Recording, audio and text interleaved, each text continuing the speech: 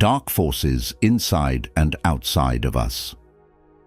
In the human psyche, there are dark, disowned parts that want to sabotage us, and those that are sadistic, and those that want to annihilate us. In philosophical and psychological terms, how do these parts connect with the dark forces of the spirit world? As we journey through life, we often find ourselves grappling with troubling impulses. The dark, disowned parts of ourselves can leave us feeling bewildered and disconnected from our true nature. In the realm of psychology and philosophy, these shadowy aspects of our psyche have been explored. The Swiss psychiatrist Carl Jung introduced the concept of the shadow, which represents the repressed, undesirable aspects of our personality. This can include dark impulses, sadistic tendencies, and self-destructive behaviors.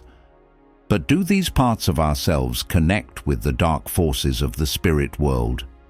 To answer this question, we must delve deeper into the mysteries of the human psyche. The fragmented self. According to Jung, the shadow self is a natural part of our psyche, formed through the process of repression. As we grow and develop, we learn to conceal our undesirable traits, hiding them from the world and even from ourselves. However, this repression comes at a cost. Our shadow self continues to exist, operating beneath the surface of our conscious awareness. This fragmentation of the self can lead to a sense of disconnection and inner turmoil.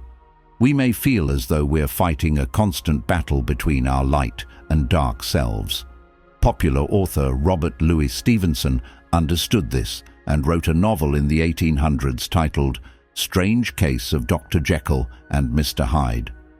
This eternal conflict between good and evil, light and darkness, is an inherent aspect of the human condition.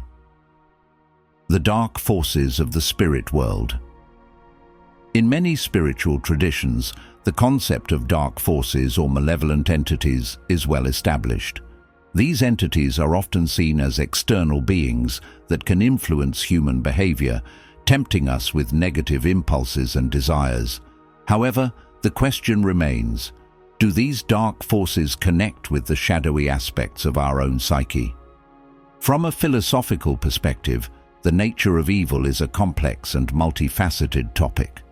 Some argue that evil is a fundamental aspect of the universe, a primordial force that exists independently of human consciousness. Others propose that evil is a product of human choice, a result of our free will and moral agency.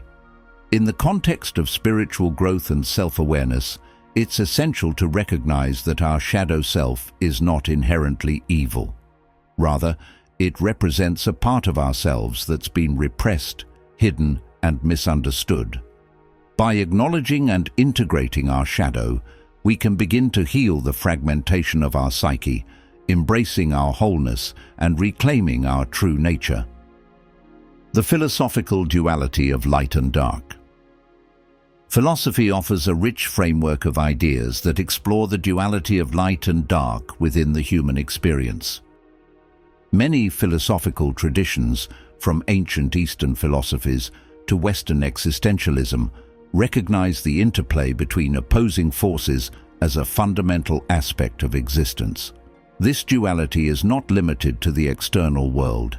It permeates our inner lives as well. In Taoism, the concept of yin and yang represents the harmonious balance between opposing forces. Yin, associated with darkness, passivity, and the feminine, complements yang, which is linked to light, activity, and the masculine. Together, they create a dynamic equilibrium that sustains the cosmos. Similarly, in Hindu philosophy, the dance of Shiva symbolizes the cycle of creation and destruction, reflecting the inherent duality of existence. Shamanistic cultures hold that negative spirits or energies can attach themselves to individuals with unresolved psychological issues. Shamans, as spiritual healers, perform rituals to cleanse these attachments and restore balance to the person's soul.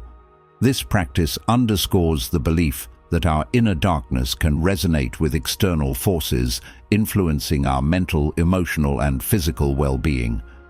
These rituals often involve chanting, drumming, and the use of sacred objects to create a vibrational shift in the individual's energy field. The intention is to sever the connection between the person and the negative entity, allowing for healing and restoration. This perspective suggests a porous boundary between the inner world of the psyche and the outer realm of spiritual forces. In some religious doctrines, the concept of demonic possession illustrates the connection between the psyche and dark forces. Here, it is believed that demons can exploit the weaknesses and vulnerabilities within us, leading to destructive behavior and suffering. These doctrines often emphasize the need for spiritual protection and purification to ward off such influences. This can involve prayer, exorcism rituals, or adherence to specific moral codes designed to strengthen one's spiritual defenses. Such beliefs highlight the vulnerability of the human psyche to external spiritual influences, particularly when the individual is in a state of spiritual or emotional weakness. The idea of possession serves as a powerful metaphor for the overwhelming influence of negative forces, whether internal or external, and the need to shore up our own internal psychological and spiritual health. The power of integration. The process of integrating our shadow self requires courage, compassion, and self-awareness. It involves confronting our darkest fears, desires, and impulses, and acknowledging the parts of ourselves that we've long denied. Through this process of integration, we can begin to dissolve the boundaries between our conscious and unconscious mind. We can develop a greater sense of empathy and understanding for ourselves and others, recognizing that we're all complex, multifaceted beings with both light and dark aspects. Integrating the shadow. A holistic approach. In the quest to understand and integrate our inner darkness, we must adopt a holistic approach that encompasses psychological, philosophical, and spiritual dimensions. This integration process, often referred to as shadow work, involves several key steps. Self-awareness.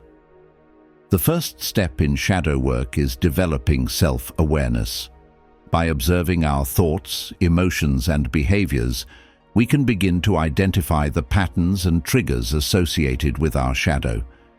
This requires a willingness to confront uncomfortable truths about ourselves. Acceptance. Once we recognize our shadow, we must accept it without judgment. Acceptance does not mean condoning harmful behavior. Rather, it involves acknowledging that these parts exist and are a natural aspect of our humanity. Acceptance paves the way for healing and transformation. Dialogue with the shadow. Engage in a mental or written dialogue with the parts of yourself you have disowned. Ask them what they need and why they exist. Shadow work exercises. Perform specific shadow work exercises such as role-playing, visualization, and shadow journaling. Integration.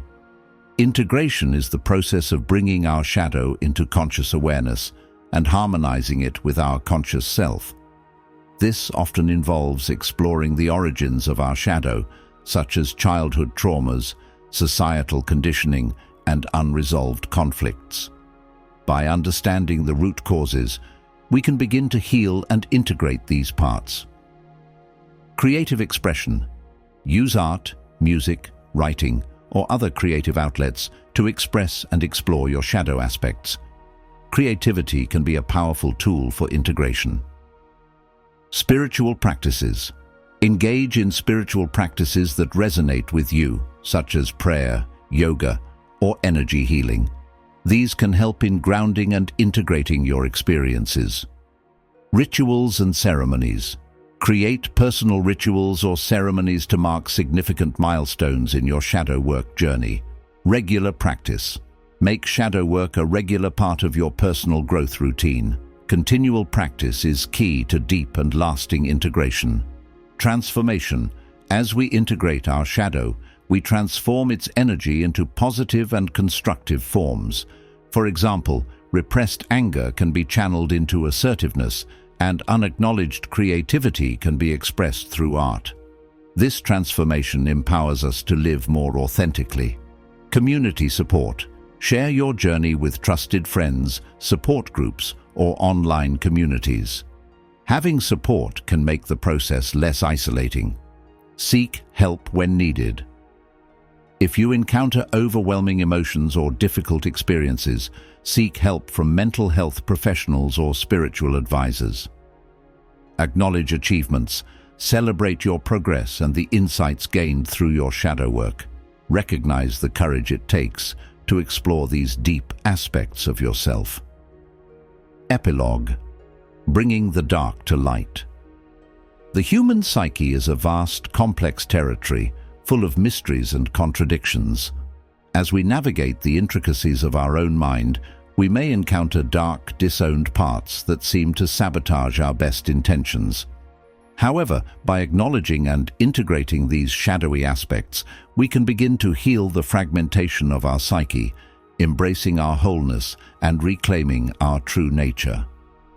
In the words of Carl Jung, one does not become enlightened by imagining figures of light, but by making the darkness conscious. The latter procedure, however, is disagreeable and therefore not popular. As we embark on this brave journey of self-discovery, may we cultivate the courage, compassion, and awareness needed to confront our shadow, and may we emerge transformed, renewed, and radiant with the light of our true selves.